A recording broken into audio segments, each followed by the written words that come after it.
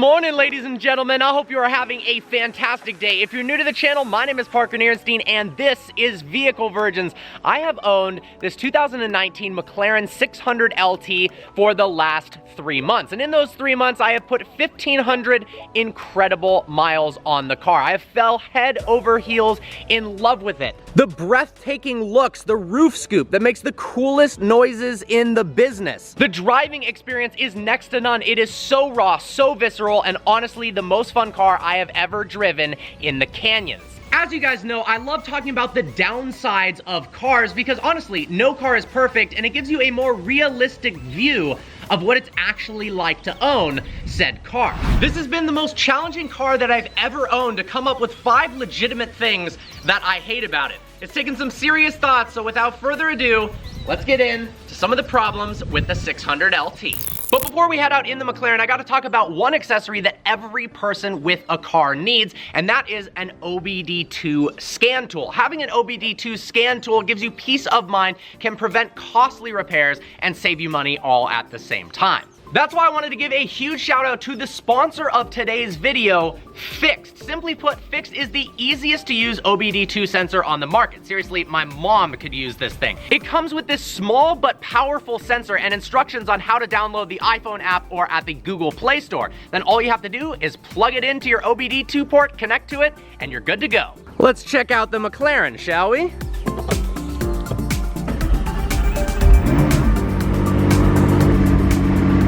Let's scan the 600.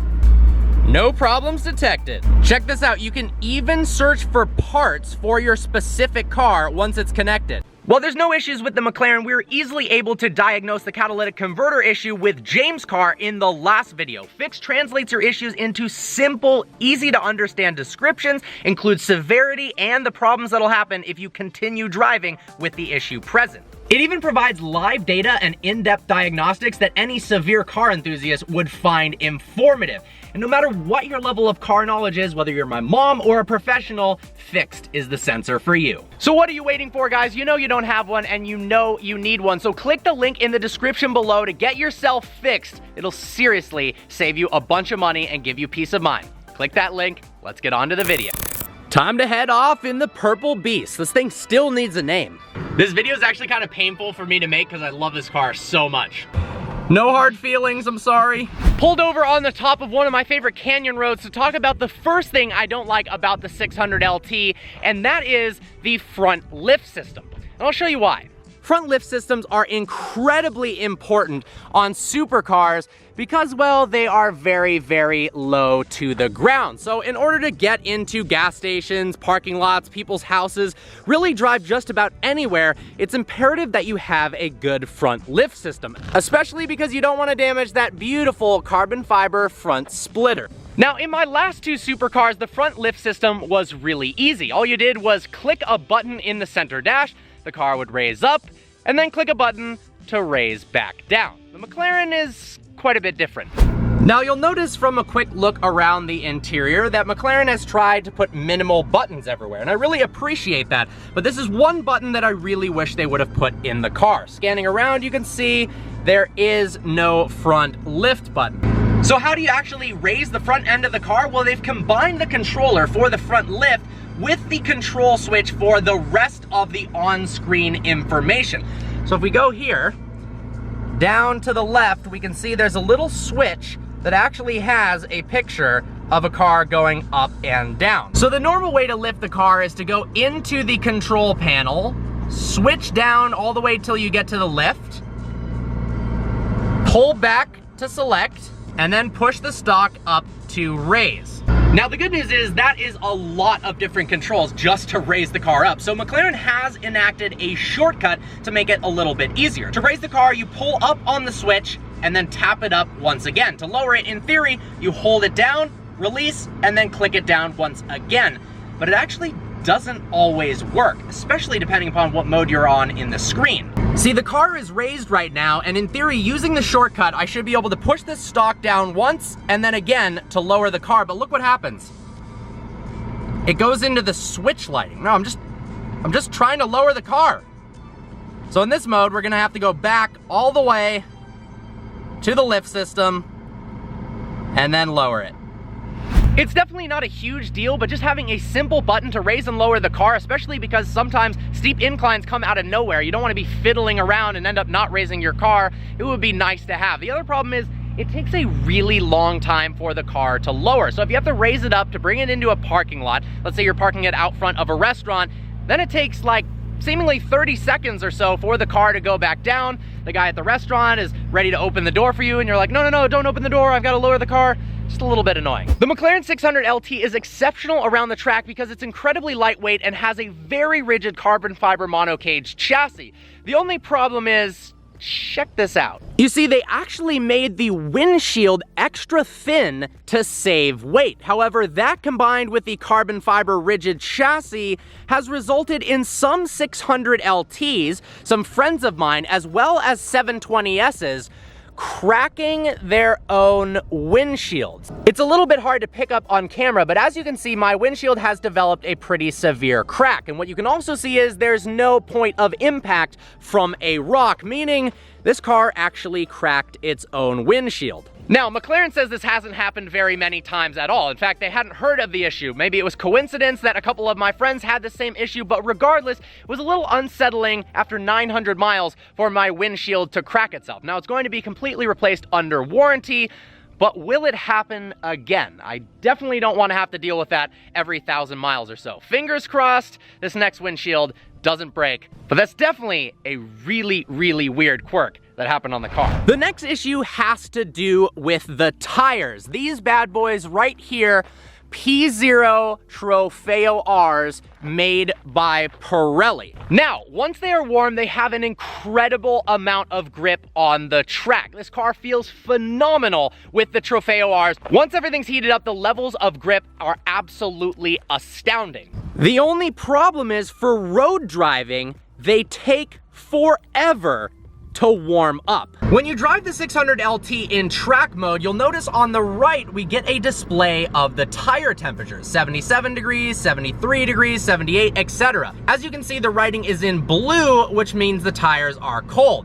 Then they turn green when they're up to temperature at about 95 degrees. The only problem is, it legitimately takes 30 minutes of aggressive driving to actually warm these tires up. Without being on a racetrack where you can get 3 to 4 warm-up laps to really get the tires, get some heat in the tires, these things just don't want to warm up unless it's like an 85-degree day. And the problem with that is with a rear-wheel drive 600 horsepower car, it doesn't have any traction whatsoever when the tires aren't warm. Now, I love these tires when they're warm, but they just don't seem to get warm nearly easily enough, which is in stark contrast to the Michelin Pilot Sport Cup 2s that I had on my Huracan, as well as the Ferrari 458 Speciale. Those tires warmed up way faster, so you could have more fun from the get-go. Sometimes you don't have time to go on a super long drive. You want to push the car relatively quickly, and having to wait 30 minutes for the tires to warm up is a bummer, especially if you're just doing normal driving.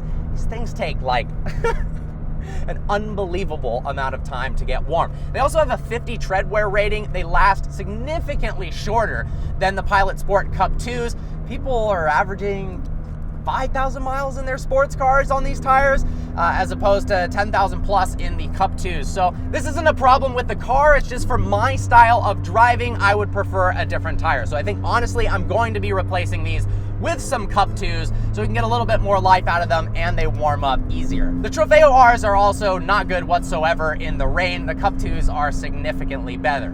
Obviously, these tires are for the track, but the majority of 600LT drivers are going to be driving their car on the road most of the time, so to have a tire that's actually functional when you want it would be a lot better. Next up has to do with something I never thought I'd talk about in a supercar review, but it's actually started to bug me recently, and that is the cell reception in the 600LT. It turns out that while carbon fiber is fantastic for high strength, high rigidity, and low weight, it's really, really bad for cell reception. It turns out they did a bunch of studies on carbon fiber phone cases, for instance, and the radio frequency interference caused by the carbon fiber reduced cell signal by as much as 40 to 60%. So how's that relevant in a car like this? Well, often I'm commuting in this car and need to take a business phone call. And I kid you not, I cannot have a successful phone call in this car. If you put your phone in the cup holder area below the infotainment screen, there's too much carbon fiber around the entire interior and it blocks the signal. The entire car is carbon fiber and it limits cell signal severely. It actually took me a while to figure this out. I thought it was a problem with my phone, but it turns out it is not. So effectively, when I'm driving around, I can't really make phone calls in this car. Once again, not a huge deal. It's basically a race car for the road. You don't necessarily need to take phone calls, but sometimes you do need to make a phone call. You've got something important, you didn't plan something out, and you can't really do that in this car. Oh, this thing is squirrely when the tires aren't warm. Been driving around for a while and the tires still aren't warm, but man, I gotta say, I gotta take a break in the middle of this video to talk about just, oh, how amazing this car is to drive. It actually is the most fun car in the tight canyons that I have ever owned or driven, and I have driven some serious machinery. For the money, this thing is honestly unparalleled. Oh my God, the noises this thing makes. Woo!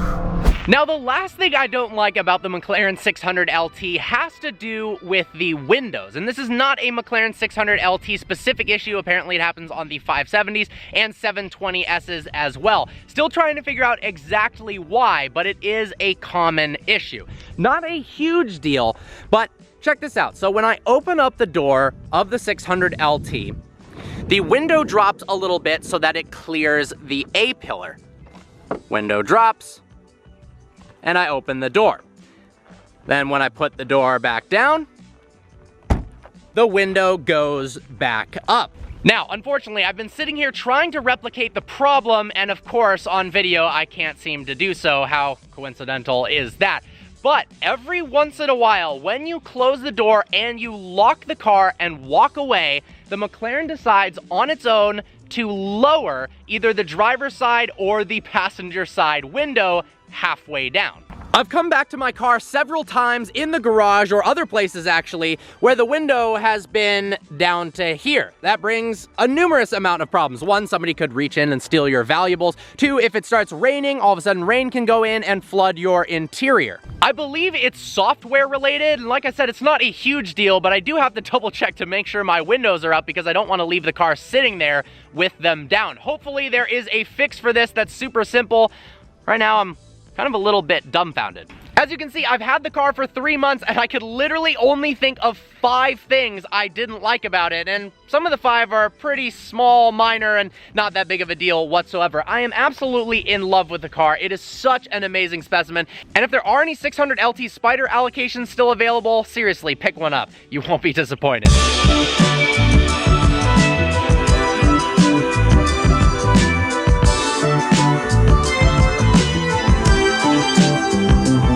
Just arrived back home. Now, I was supposed to take delivery of a really special car, but that's being rescheduled till tomorrow morning. I can't wait to share with you guys the car.